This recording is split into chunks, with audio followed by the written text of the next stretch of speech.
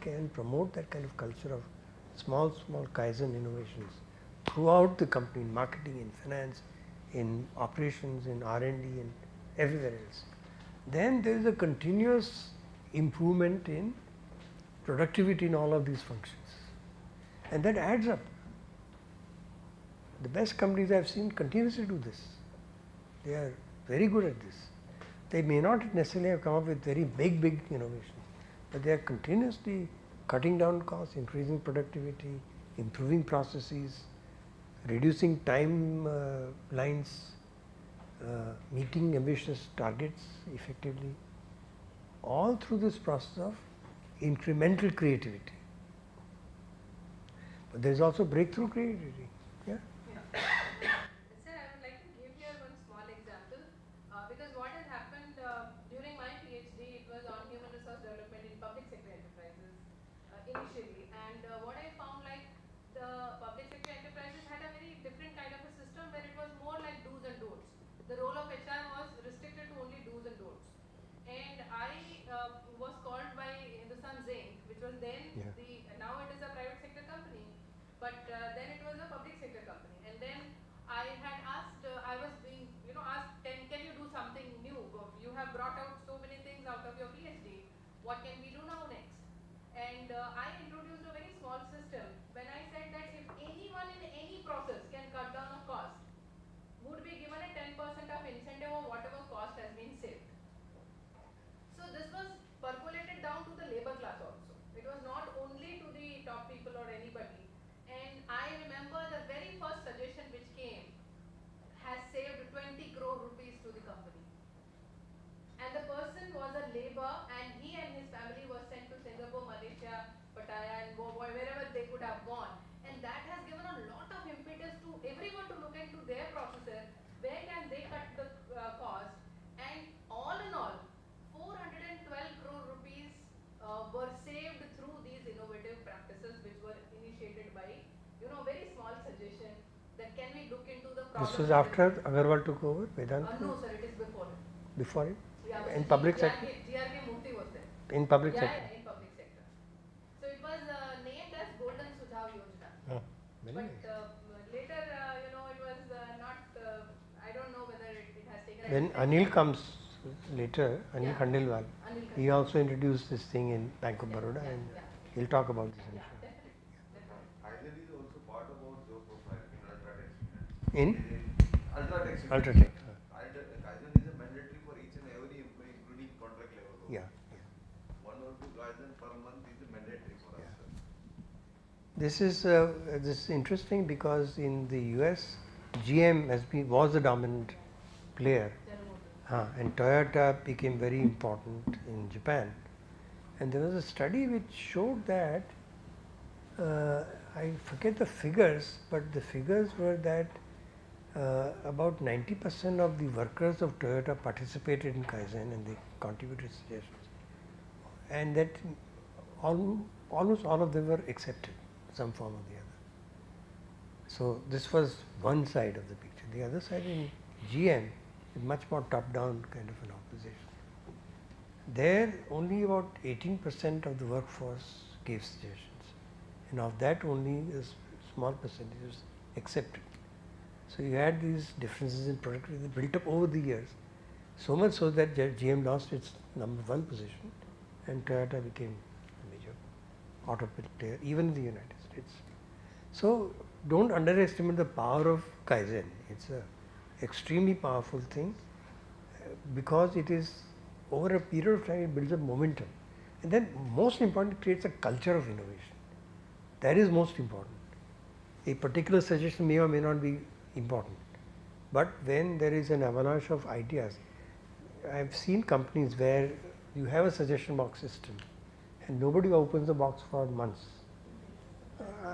What is the point? You may have on paper you have Kaizen, or even paper you have got suggestion scheme, but it is not really practiced. People lose trust on that. हाँ, people then feel cynical कि ये तो ठीक है, one more gadget लगा दिया है, कुछ उसमें दम नहीं है. You must acknowledge every suggestion. You may not accept it, It is management prerogative to accept or not accept, but you must acknowledge every suggestion. Thank you for your kind suggestion. We'll look into it, and if it's found acceptable, then we'll give you a reward or we'll say thank you to you and so on. This courtesy can transform organizations, and so this is another aspect of, this is one major aspect of creative HR, that you build a culture of innovation. And of course, you recruit people who are like that. If you have people who you install systems, but then the people who practice those systems are not okay, they'll kill it. Sir, as a philosophy, organization need to have tolerance to the mistakes. Yeah. If they don't have tolerance to the mistakes, Absolutely. Absolutely. Of innovation, I believe. Absolutely. You must learn from mistakes. Yes. Mistake is okay, mistake has happened. Everybody makes mistakes. But what do? Can you leverage that mistake to improve further? I think if that mindset comes about, if you punish the mistake, I can understand if it happens the same fellow does 10 times that thing, then it's obviously he doesn't belong there. But mistakes will happen. Any venture you do will involve some kind of slippage because this is not done before, you are doing this first time. So kuch to hoga na. People will be scared to give. Yeah, if you create a scary atmosphere, people will not innovate. They'll just conform. And the employees should be encouraged for risk taking also. So HR has to have this is very important one. How do you increase the risk taking capability of people? How do you create a culture of innovation? How do you create a culture of Kaizen? How do you reward people? We talk of rewards for productivity. We talk of rewards for creative ideas. So these are the kinds of things that you need to do to be able to That's have. what you said in the beginning, SOPs doesn't bring innovation. Ascetic mark compliance. SOP was a past innovation. You proved, yeah. You can't fossilize it. Yes. The problem with SOP is that it gets fossilized. It shouldn't be a fossilized SOP. SOP is if you like a tool. Standardized. It's a tool to cut down on costs.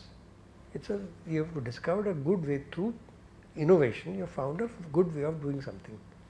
Fine, but then you can't call it such a sacred thing that you can't change it for years. I remember there's a story a fable I had read earlier, many years back. There was a guru and his cat. This is an interesting fable. In our ancient times, there was a guru, and the guru had a cat, a pet cat, and there was the evening prayers, and the evening prayers, the shlokas were being recited, and this cat would start mewing at that time only, and loudly, and then it disturbed the guru and disturbed the bhaktas also. So the guru called his eldest disciples, the most senior most disciples, said, "You, at the time of prayer, please tie up the cat to that tree." So dutifully that fellow did that. And Guru passed away, and this fellow became the new Guru. And he continued the practice of getting new cats and then tying them up. Cats don't live long.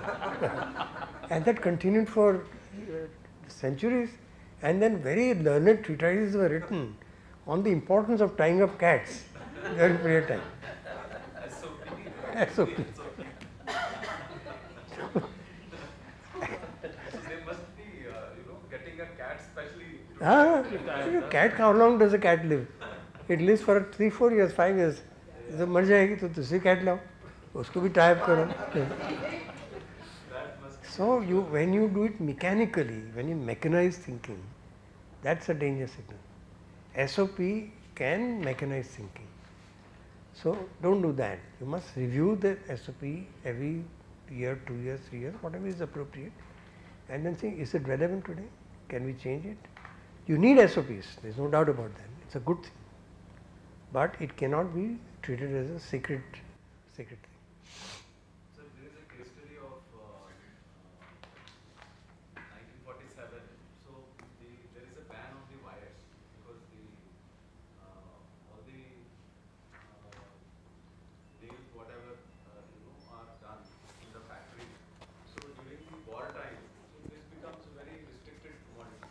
So they put it on the all those So there was the industries who were into this manufacturing process. They had laid down very detailed MIS system. So that time it was almost like 50 pages, 40, 50 pages MIS is going. What are the consumption of nails and wires, the thickness and everything. After a couple of years, the war went off and maybe it came down to almost maybe 60s. Some gentleman realized, the chartered accountant, that why 40, 50 pages he has to burn till midnight and so many pages are getting generated, handwritten, scaled and everything. So he got totally mad into that. Nobody is asking about it. Nobody is questioning on this. He smartly removed few pages on that. And he said, I'll not send it, whatever it will come. So then he realized that nothing happened.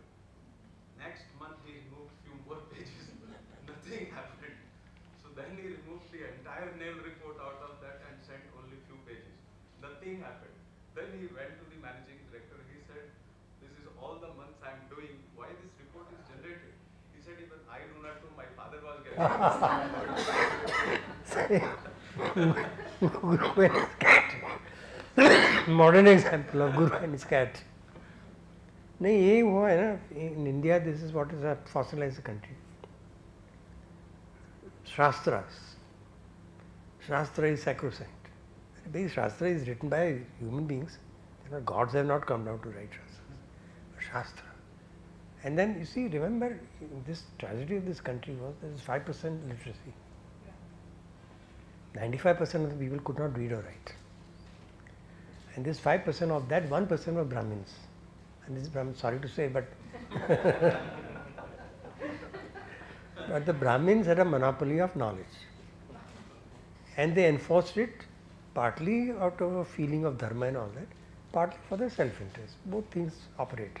It's just in same as happened in Islam and Christianity also. So you don't have to be, particularly upset about it. But it has damaged the country. It has meant that the religion continued, but at a very low level. There is no upsurge. Unlike India, China has always been very inventive. There is a book that lists the innovations of China over the centuries, and that book runs into hundreds of pages. Gunpowder, watch, clock, so many innovations have come out of China. Somehow the Chinese were able to retain that inventive spirit. The whole industrial revolution was developed in what we call garage labs. In 19th century Britain,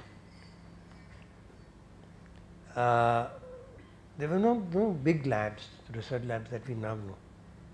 But there were these scientists, Renaissance had taken place and people were asking questions, and there was a whole spirit of protest against Orthodox Catholicism and so on. And there was a ferment. And people who had a scientific bent of mind, Lavoisier and number of Priestley and all that, those fellows started doing lots of experiments in their houses, usually in their garage.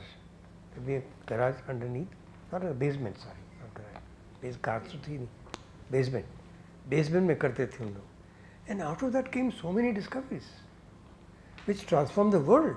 I think that Thomas Alva Edison also had his lab. Yeah, in his house. In his house. In his house. And he hardly went for 3 months or 3 days to the school.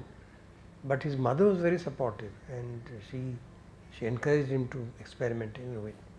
So don't, these little things can have profound effects.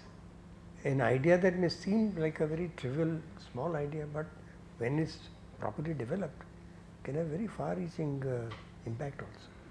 So what is really important in creative HR is to create a culture of innovation. I want you to share a little bit about the history of creative management, since most of you are FPMs, might be interested in this. In 1961 there was a very important book that was written, Management of Innovation, by Tom Burns and James Stocker, two Britishers. Tom Burns, B-U-R-N-S, and Stocker, S-T-A-L-K-E-R. Book name? the management of innovation. Now, this was a very interesting study. You see, war had ended, in the Second World War had ended, and what had happened was that several Scottish firms that had thrived during the Second World War, they were producing ammunition for the British government, and there was a single buyer, and they did very well. They were very efficient. They did produce very well. They thrived. Come the end of the war, and they began to experience difficulties.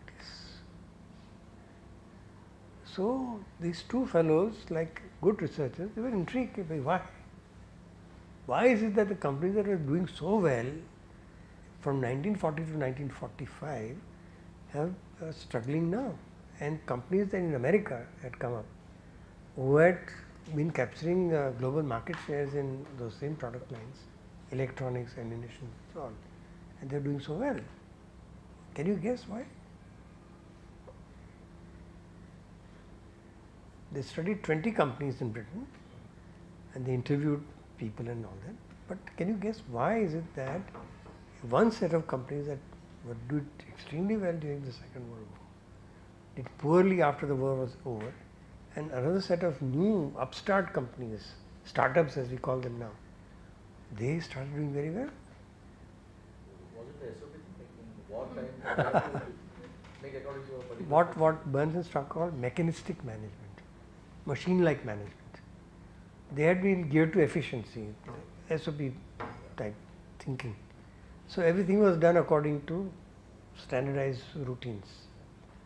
The other they called organic management, spontaneous, flexible, cooperative decision making. Decisions emerge through discussion. They are not taken by a boss, they may be authorized by a boss. But people like us get together and say, well, here is a problem, what do we do? So you give one suggestion, he gives another suggestion, somebody gives a third suggestion. Then a consensus begins to emerge, and then I as the head say, okay, we will take this decision. There is organic management. So a lot of emphasis on lateral relationships across departments. Usually in hierarchical organizations this is a problem. The supply chain will not work well with manufacturing, manufacturing will not work with marketing, and you got problems galore. Here people were in fact encouraged to go across department boundaries and talk to each other. In fact, one of the fellows, CEO who was interviewed, said that the organization chart is a very dangerous thing. Why? Why is it dangerous? It sets the limits. Yeah, this is my function. अरे बाबा तुम्हारा function खाली वो ही नहीं है. Your function is also to collaborate with your colleague across the aisle, okay, and get together and solve the problem. I am producing something for the marketing has told me I produce so many units.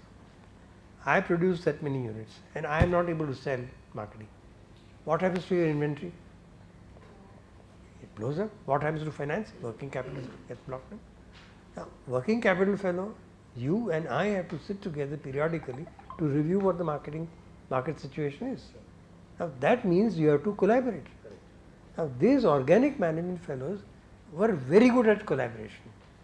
They worked as team, but the other fellows were in silos. All the problems were funneled up to the chief executive, who was overburdened, couldn't take the decisions in time, files got piled up. You know, we had a prime minister like that, VP Singh. VP Singh just wouldn't take decisions. He was the prime minister and he had one room like this full of files that had to be cleared, and then ultimately it got so bad that he took 2 days off, day and night, and cleared the files. This is a stupid thing to do. Why should you allow the files to accumulate first place? So organic management is able to move fast because of this cooperation across departments. Within the department there is also flexibility, decisions emerge through discussion and so on, processes. Innovation is important, people improvise, Kaizen is important, they keep on giving good suggestions, and as a consequence companies that were geared to standardized production, wartime you get an order for itna top banane hai, to make so many cannons, you have to make so many shells, take one SOP, produce. They did very well. So we have the same problem in our company, Hmm. where it's a US company with multi divisions, and because of Kaizen, we were able to resolve a lot of issues. So in our company, Kaizen is called as PPI business system, practical process improvement business system, and that has actually encouraged cross collaboration. And many of our issues are like Great, resolved. very It could be as simple as recovering our money, is the account receivables, or delivering on time the goods to our customers. Earlier we had a severe issue like around 7-8 years ago. Which company is this? This is Thermo Fisher Scientific. Thermo Fisher Scientific. I see. It's a US company, and it's a multi-product line company, 17 divisions. You had the same problem in GM, Hmm. and GM was losing market share because of that. And what it did, GM did something very interesting.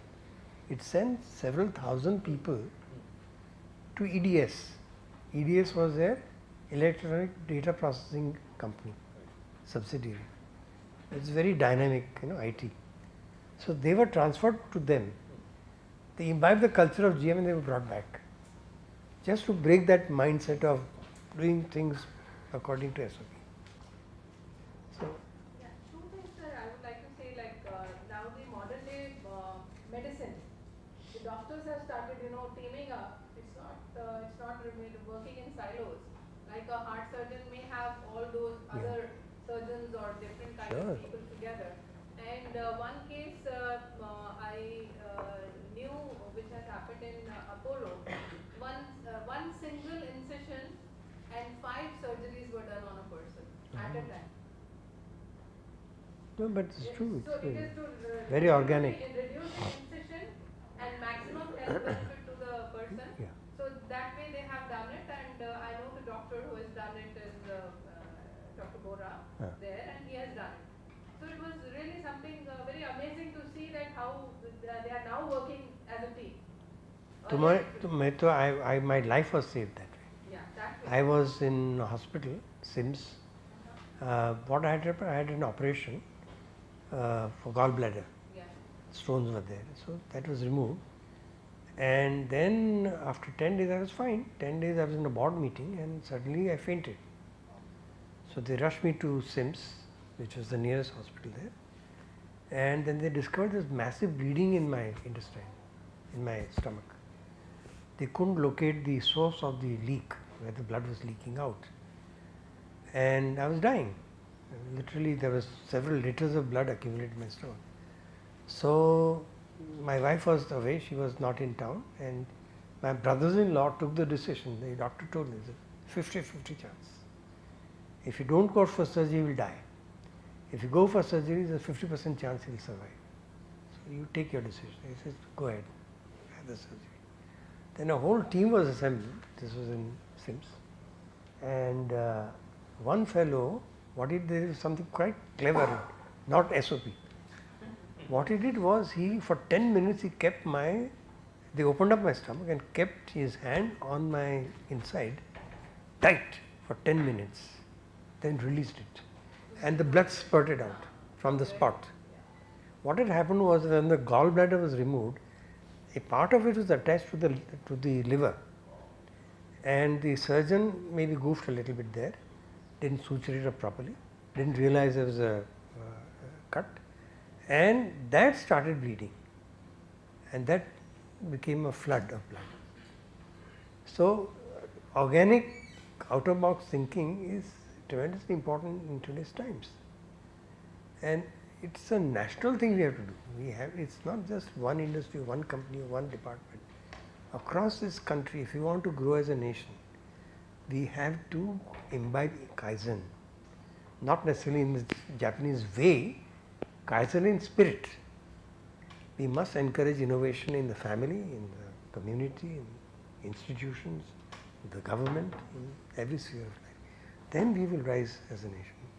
So this Burns and Stalker study was an eye-opener, because it showed very clearly that simply by following principles of management, span of control and how many departments you must have, and nonsense. Span of control, I read a study, it varied from 7 to 50. And they used to say 7 is an optimal span of control. Sears Roebuck, which is a very successful American company, had a span of control of 50. if your subordinates are competent, if they know their job well, if the job is fairly standardized, you can have 100. I was director of this institute, I had 100 people reporting to me. I didn't have to supervise them in that sense. Yeah, broad supervision, okay, but they knew their jobs. I don't have to supervise my faculty colleagues, they know their job, they know what to do and what to teach, what research to do.